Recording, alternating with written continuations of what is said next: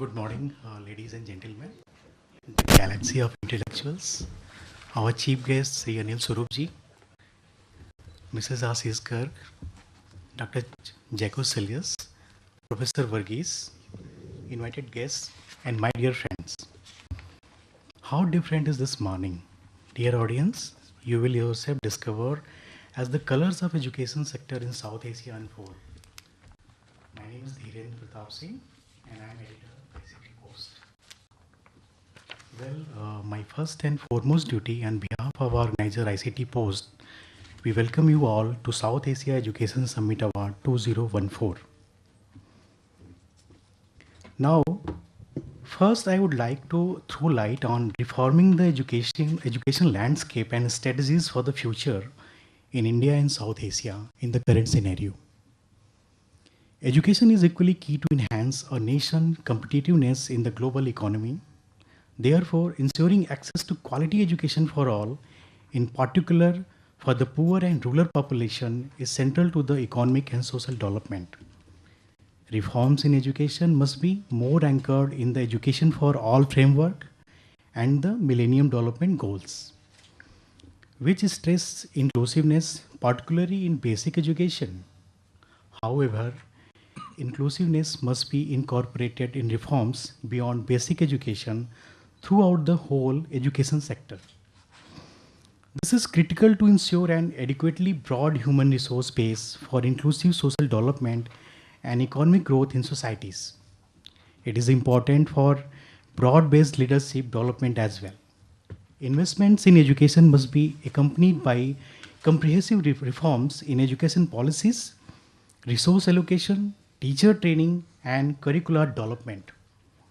The time has come for all these stakeholders to exercise greater ambition. It is time to move from incremental goals to quantum leaps in education sector.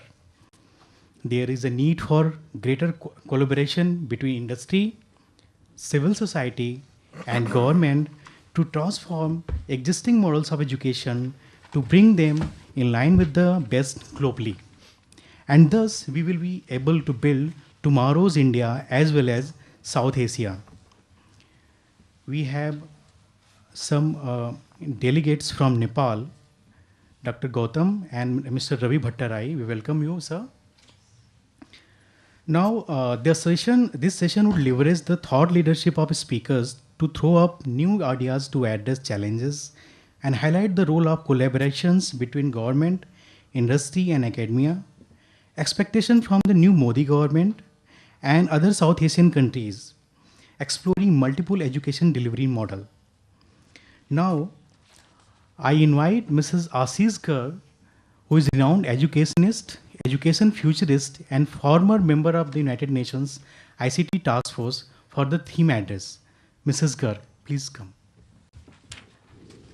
Is it all right if we sit from here? I can actually just. Yeah, that's fine.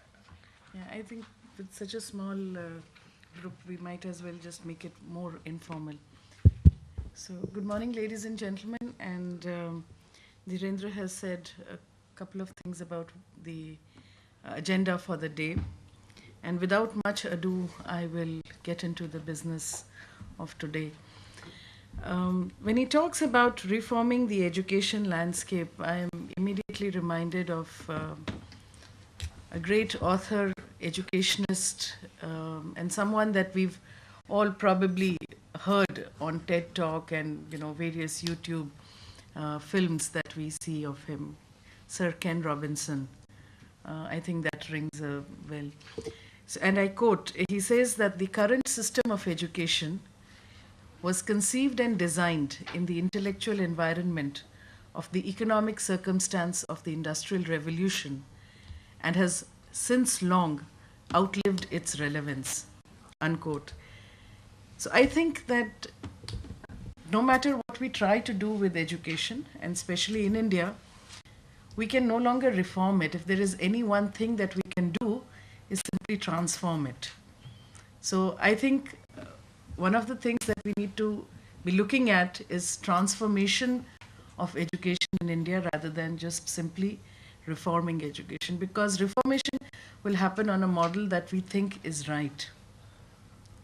But reforming a broken model, honestly, is a very difficult task and probably just not possible.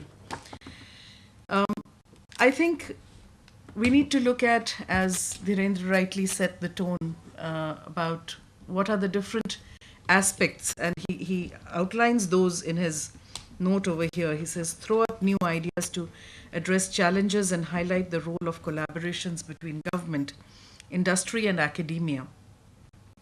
Expectations from the new government and exploring multiple education delivery models. And I think one of the things that we need to start looking at is what are the emerging trends that are likely to impact education.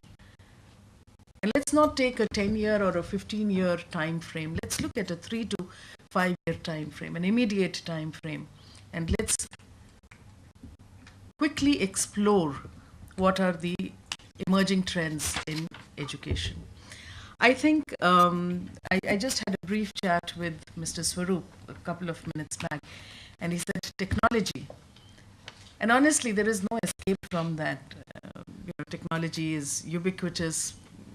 We are all inundated with several different formats of, technology. Thriti, my friend, knows there is probably 10 vendors a day trying to tell you some path breaking something in technology which will make all your students Nobel laureates and things like that, right, Thriti?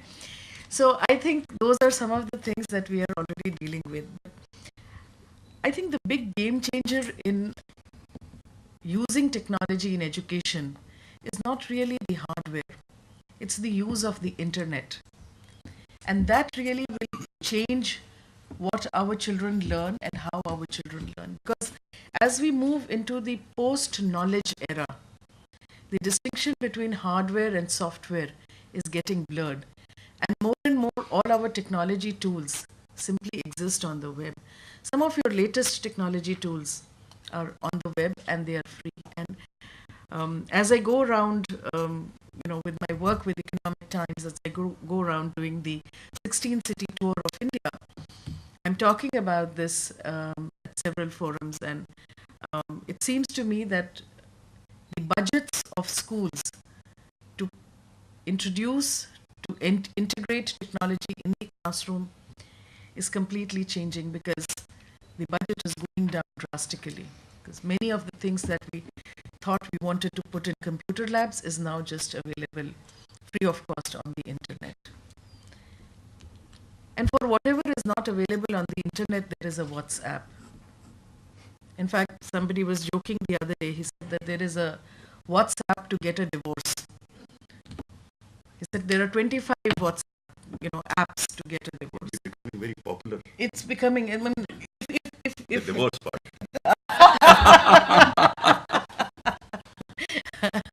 So that is a survey that we'll probably have to do, which is becoming more popular.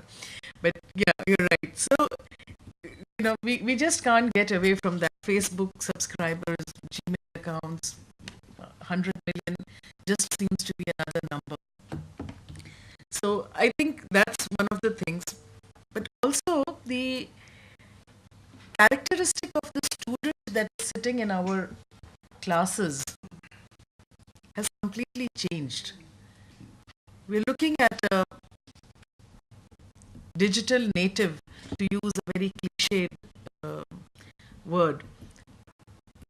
But let's just quickly analyze what is the characteristic of this digital native, the me generation, the millennials, the young millennials. These are youngsters that are completely at ease with using technology, poking, tweeting, using hashtags, taking selfies, innumerable selfies in one day. I mean, had coffee, here is a selfie, climbed the stairs, here is a selfie. So you're looking at those kind of youngsters. They think it is okay to not look you in the eye when talking to you, and using the smartphone every second is normal behavior.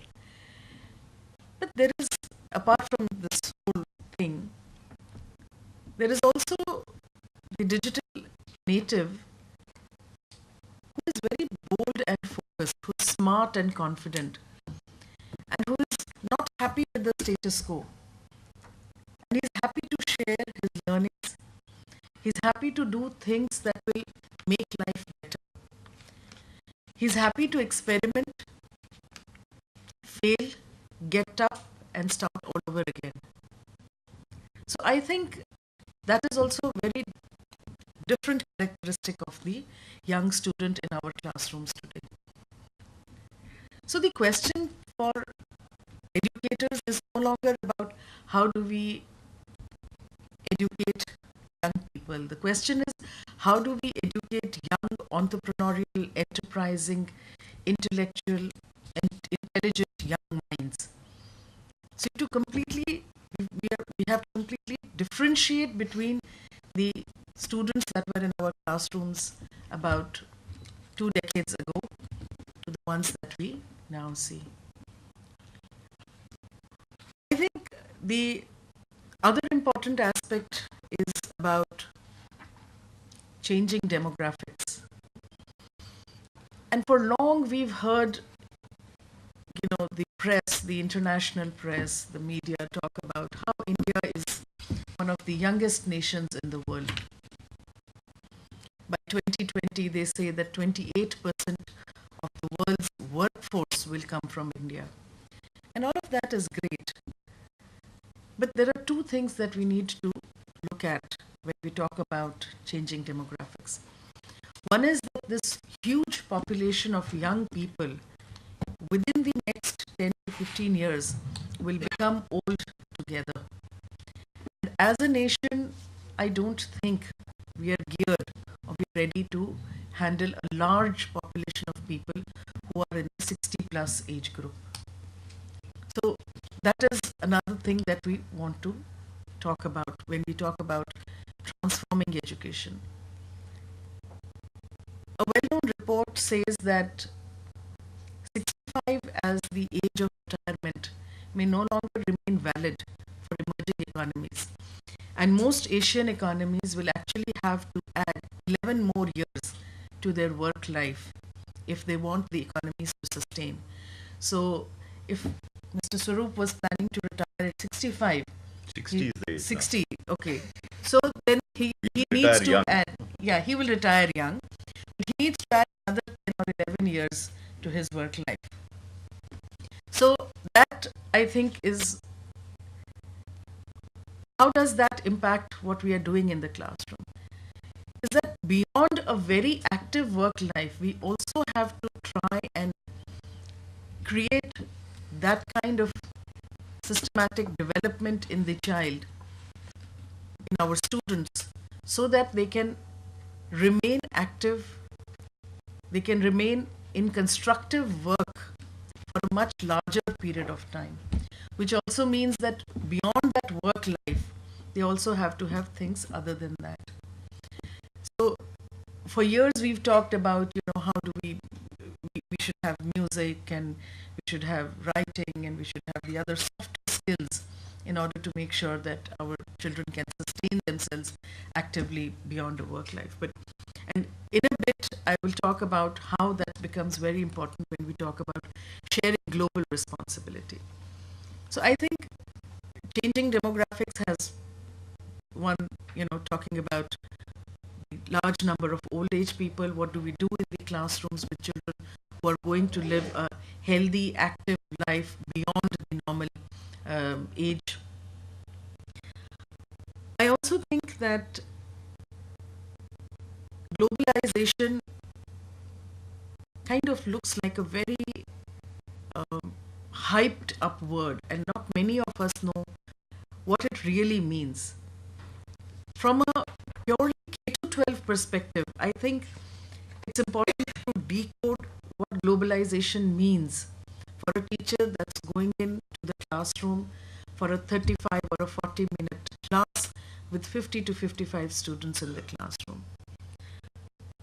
At the outset, I think what's really important is to demystify globalization. Does globalization and Americanization mean the same thing? Across the world, in more countries, and you both are from Nepal, I think people equate globalization with Americanization. Is that right? But the thing is that globalization is not equal to Americanization. And I, I don't mean that in a bad sense. I just mean that we need to broaden our perspective and broaden our horizon a little bit. Prime Minister Modi was in Japan some time back, and he mentioned the emergence of MISA, the Middle East and South Asia region. For the last 3 years in my research, I have been talking about the BRICS, and after that, I said we should be looking at the N11 and the ASEAN 5 countries. But today, I want to correct myself and say that that's really no longer the thing. After the BRICS, you're really looking at the MESA region, the Middle East and South Asia region. And that is one of the fastest growing, the one with the largest amount of sovereign funds from anywhere else, any other region in the world. The internal growth story of the MESA region is going to be phenomenal because the youngest, the largest, the highest consumption of all products and services is going to be in the MESA region. So even if the MESA did not want to go out of its own perimeter, you would find that it's able to sustain itself within. So I think in schools, in colleges, in universities, one of the other things that we ought to start looking at very closely is the MESA region, and try to build communication, understanding of this region. That's, I think, going to be the next important task for many of us. I talked a little bit about sharing global responsibility, and Dhirendra mentioned the interdependence of nations. A little bit ago, Mr. Swarup was also mentioning about the work they did with UNDP and how technology really helped in the outreach, even though he said that outreach could have been more, and which I absolutely agree with him. But I think technology has been a great leveler for all of us, and it's made sure that we are more or less on a fair playing field, if we can use that term. Today, whatever we are doing in one country is easily impacted by whatever somebody else is doing. So when we talk about the MESA region, I think we're talking about a whole cluster of regions. But I want to go back to what Prime Minister Modi said during his Kyoto visit. He talked about a joint venture between Varanasi and Kyoto. And I was curious as to why Kyoto and Varanasi. And when I read up, it seems that Kyoto is also a very old traditional city, which they were able to transform, the Japanese were able to transform. And they have offered their help to transform one of our oldest cities, which is Varanasi.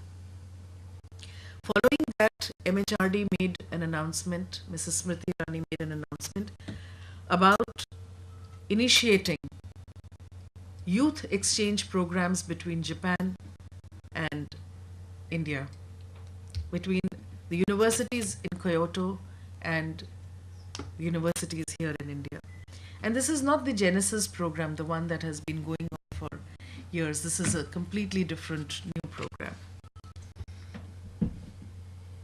And the Make in India slogan, if you're really interested in making that a reality, I think what's really, really critical is to make sure that in our classrooms, in our universities, colleges, schools, we're looking at some of these emerging trends that are looking us in the face, becoming aware of how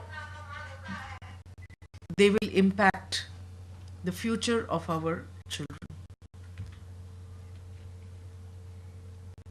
To quote Sir Ken Robinson again, he says that in an environment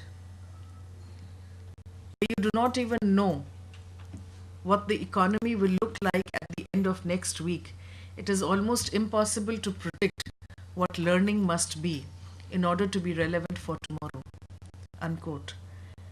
But I also think that standing still is not really an option for us. And as part of my theme address, I want to make sure that we keep that in mind, and over the course of the day, we are able to talk about transformational strategies in education. Thank you very much.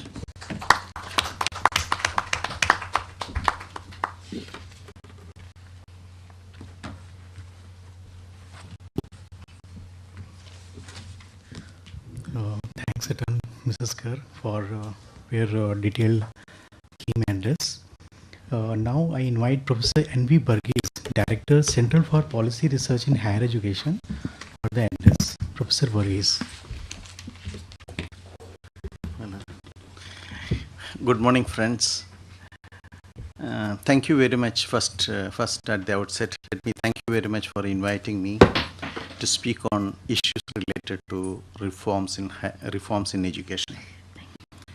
Friends, I am told that I am given 30 minutes and I should deal with some of the issues related to reforms in education. Let me first say, I'm not advertising for anything. I happen to author 2 books. I would like to read out those titles. One is called From Schooling to Learning. That is dealing with school education. The second one is on diversification of post-secondary education. I have been working with UNESCO for several years, and I was heading the governance division in the International Institute of Educational Planning. So both the books are published on there. Why I showed you this is not for an advertisement. Even if you buy books, I don't get any commission. So it has nothing to do with financial or profit motivation. So what I'm going to speak in the next 30 minutes will be centered around these, what I have done in these 2 books, but not confined to that. Trying to see international situation and focusing more on Indian situation. I think the major issue where we should center our educational reforms in India is, first one is that how to educate Indians. The second one is what to do with the educated. This summarizes the context in which education takes place in India and the context in which education should move towards.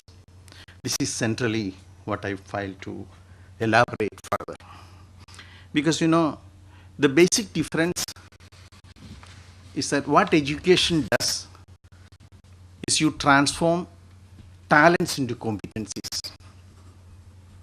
Because you find that there are many countries which are wealthy, but they are not progressing well. If you look into African countries, they are very rich and wealthy in terms of natural resources, but they are not the most developed countries. They do not have the technical know-how to transform their wealth into capital. So one of the major concerns in education is that how do you transform the talents into competencies? As human beings, we all have talents. And I am yet to come across with any human being who does not have talent. But we as a nation and many nations, especially those nations which are developing, fail miserably to transform these talents into competencies. The next stage is, how do you transform the potential into performance? That is where industries come. That is where service sector comes. That is where, in general, the production sector comes. If we can mix these 2 elements, then you say that we can establish a better link between education and development, education and economic and social development. Therefore, it becomes very important how do we link it. Because today what you are saying is that world is growing.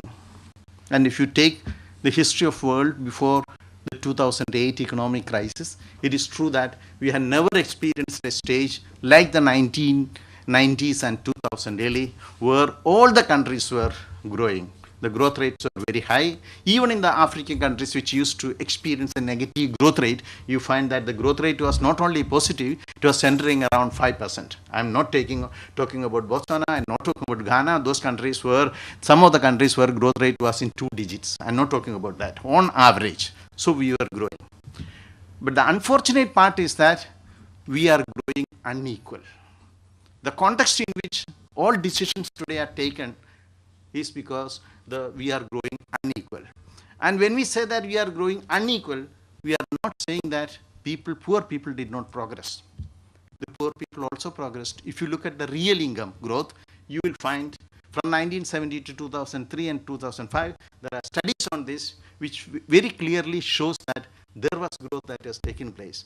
But the differential growth, rate of growth between those belonged to the top 20% or top 40% and those the lowest 20% quintile is widening, and as a result leading to a situation of widening inequalities.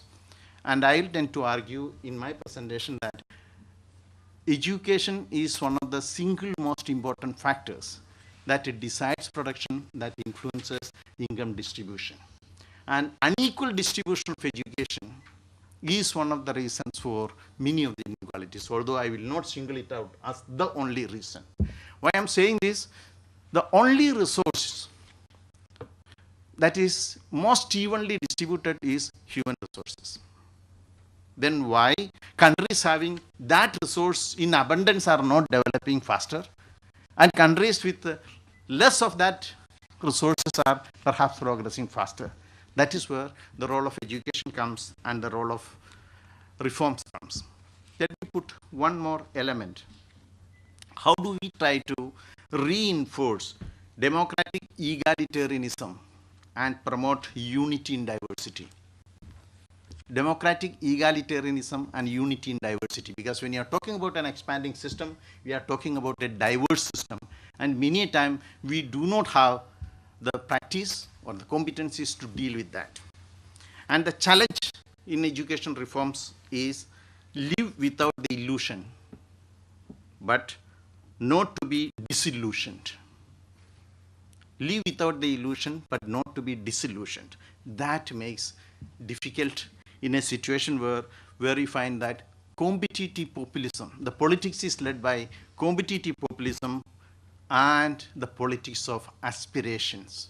So any reform that we try to do in education in this context becomes very difficult.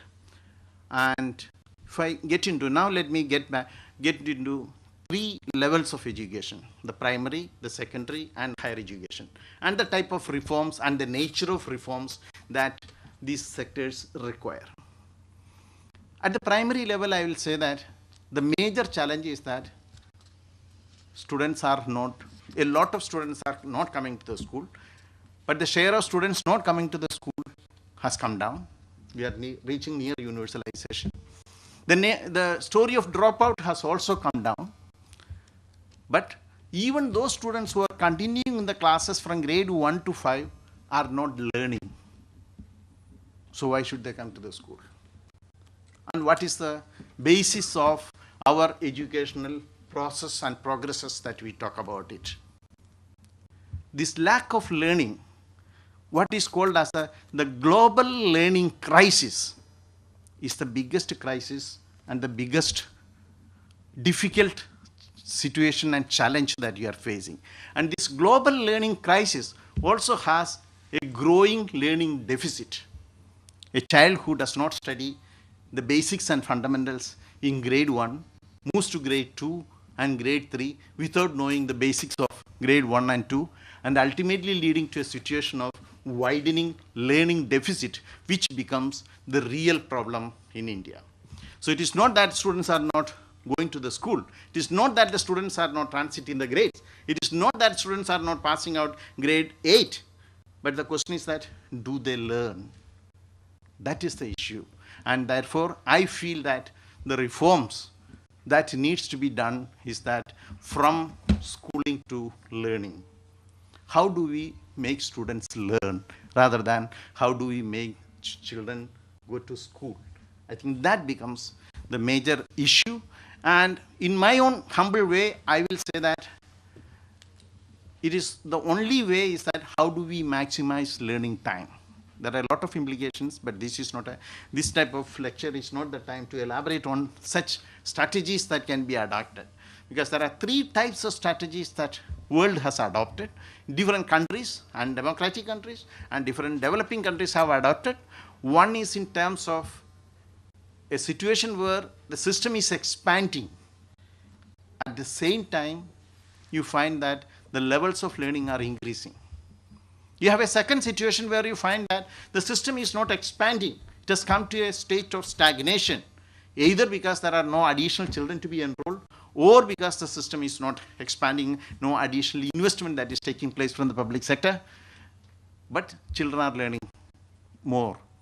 A third situation is that the system is not expanding, or expanding is marginal, but the learning is declining fast. I think you will find that in India, we belong to the third situation if you look at the primary stage. Why? Because grade 5 children cannot read grade 2 text. I have the data with me of these surveys. I can read it out that what one finds is that the proportion of children in grade 5 who can read grade 2 level text is only 41%. And the second one, learning gap between students are widening between government and private schools, urban and rural areas, between different states. So these inequalities and disparities are widening, which will be reproduced in terms of economic inequalities, jobs, salaries, and economic inequalities in the next generation.